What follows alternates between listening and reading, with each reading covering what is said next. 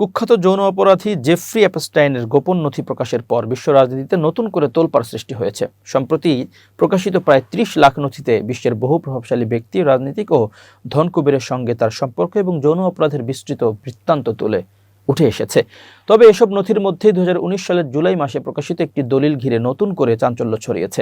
New York টাইমসের এক অনুসন্ধানী প্রতিবেদনে দাবি করা হয়, অ্যাপস্টাইন জিন প্রকৌশল ও কৃত্রিম বুদ্ধিমত্তা ব্যবহার করে মানুষের একটি উন্নততর সুপার রেস তৈরির পরিকল্পনা করেছিলেন। প্রতিবেদন অনুযায়ী যুক্তরাষ্ট্রের নিউ মেক্সিকো অঙ্গরাজ্যে অবস্থিত অ্যাপস্টাইন জোরো র্যাঞ্চ এই ভয়াবহ পরিকল্পনা বাস্তবায়নের স্বপ্ন দেখতেন তিনি। তার লক্ষ্য ছিল নিজের বীর্য বা ডিএনএ ব্যবহার করে একই সঙ্গে অন্তত 20 জন নারীকে গর্ভবতী করা এবং এর মাধ্যমে মানবজাতির মধ্যে নিজের জিন ছড়িয়ে দেওয়া।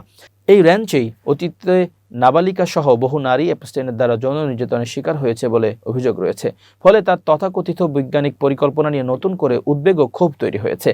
বিশেষজ্ঞদের মতে অ্যাপস্টাইনের এই চিন্তাধারা বিজ্ঞানের ভাষায় ট্রান্সহিউম্যানিজম এর সঙ্গে মিল থাকলেও অনেকে এটিকে নাৎসি আমলের ইউজেনিক্স বা সুপ্রজনবিদ্যার আধুনিক রূপ হিসেবে দেখছেন। অভিযোগ রয়েছে, এই উচ্চাভিলাষী প্রকল্প নিয়ে অ্যাপস্টাইন একাধিক খ্যাতনামা বিজ্ঞানী ও ব্যবসায়ীর সঙ্গে আলোচনা করেছিলেন।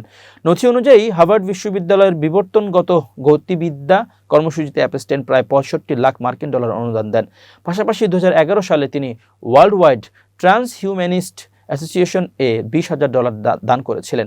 অ্যাপস্টাইনের এই পরিকল্পনার কথা শুনে আতঙ্কিত হয়েছিলেন তার আইনজীবী অ্যালান ডারশোভিস্ট। তিনি বলেন, 1930 এর দশকে নাৎসিদের ইউজেনিক্স ব্যবহারের ভয়াবহ ইতিহাসের পর এ ধরনের জেনেটিক ম্যানিপুলেশনের প্রতি অ্যাপস্টাইনের আগ্রহ ছিল অত্যন্ত ন্যাক্কারজনক ও ভয়ঙ্কর।